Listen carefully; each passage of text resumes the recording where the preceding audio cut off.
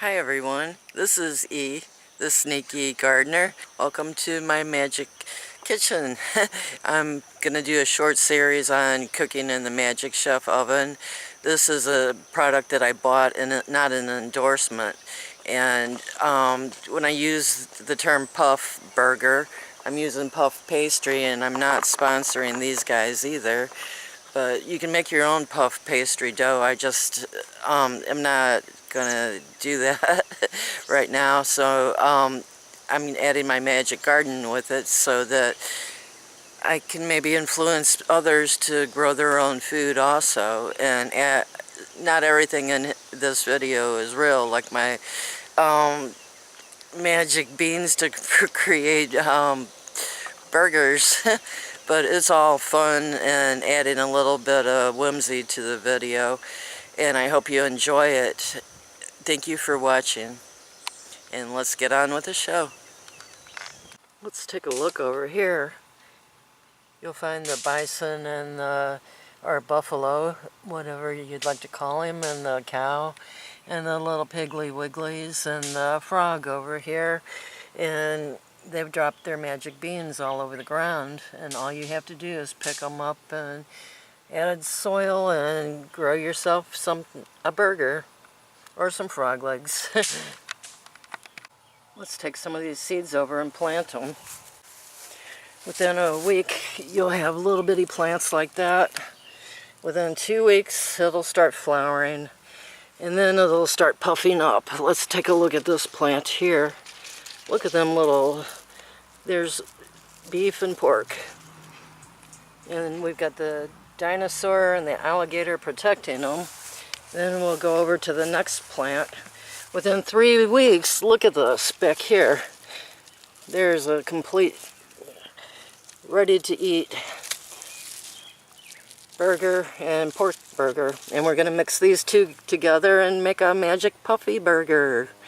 Let's see what else we can find. Do you want to put some lettuce and tomato on the burger? I've got lettuce here, and pull the tomato off the tomato plant over here. An onion out of the ground and a pepper out of the ground. And the lettuce I've already got in plastic, so I can put it in the fridge so it won't melt. Now let me get these cut up and put into the burgers and get back with you. Oh my, I forgot to check behind that leaf. There's bacon. We can add bacon to our burger. Does bacon sound good? Okay, now let's get this going. This is the pork, that's the beef, and then I went ahead and brought in the little guys too. And I'm just going to mix this all together. Turn it into one, and my hands are perfectly clean too. Okay, I've got it all mixed together, and I'm going to take a little bit of Italian dressing, just a splash, and put in there a little bit of salt, a pinch of pepper, a little bit of garlic, and mix that all together. I'm going to make this into a square and put onions and peppers on top like this. And not put in it, because I can eat the flavor, but I can't eat the onion and pepper itself.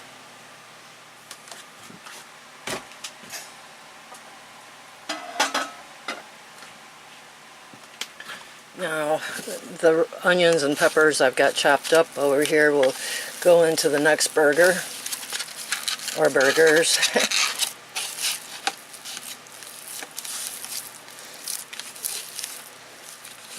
Let's see.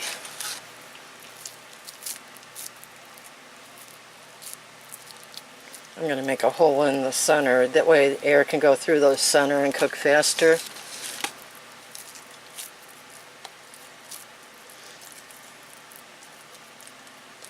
And I'm going to get these in the now I'm going to get these into the oven and cook them at 450 for 20 minutes. Okay, I've got them in the oven with 3 slices of bacon, and going to put the lid on. And the temperature set at 450, and then 20 minutes, and we'll get the phyllo dough out and get it started. It doesn't turn on until you put this rack down right here, or handle. But let's go find some potatoes in the garden and make some potatoes to go with it. How's that sound? Okay, let's check in this area. This plant's already gone, where that plant right here is still growing, and maybe in the next couple of weeks we can harvest that one, and then that one's a long season over there. But all you have to do is put your hands in and pull up potatoes. The soil is really nice.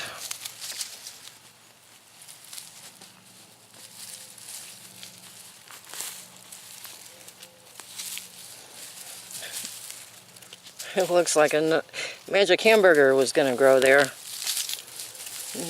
We don't need the roots, so we'll just throw them to the side, and I guess this will do for now. 2 potatoes a piece. If you're doing baked potatoes, a medium size is probably 45 minutes. Small size, maybe a half an hour. Or you can cut them up into French fries. But let's go in and clean them off and get to cooking. Ovens, it's been 20 minutes. I'm going to take the burgers out, and they're pretty much almost completely cooked. Put them on here.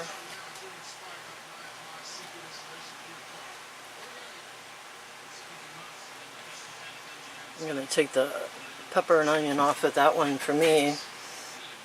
And then with the puff pastry, you don't want to use an egg wash or anything, because it won't puff correctly.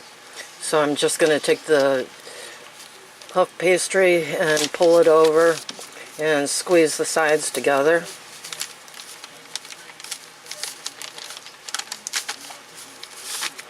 Do the same thing with this one. Put it back this way a little. That burger's kind of big, but it'll still work squeezing the sides together, because you want to be able to open this up and put cheese and stuff on it too. Put your fillings on, and then put it back in the oven for 20 minutes on 450 still. Look, they're almost done. They're nice and puffy. So here's a look at the Magic Puffy burgers. Done in the magic oven. You want to put these in for 15 minutes and then flip them over for the last 5. That way it's nice and brown on both sides. If you put it on the top rack, it'll get burnt. And then add lettuce and tomato and hard salami or whatever you'd like. Okay, here's the final burger. Putting salami, tomato, and lettuce. There's already bacon and cheese on there. Yum! It's real fluffy and flaky and puffy. So I'll leave in the playlist over here a link to the Magic Garden cooking show, and if you'd like to learn more about how to use the magic oven, it's in the playlist.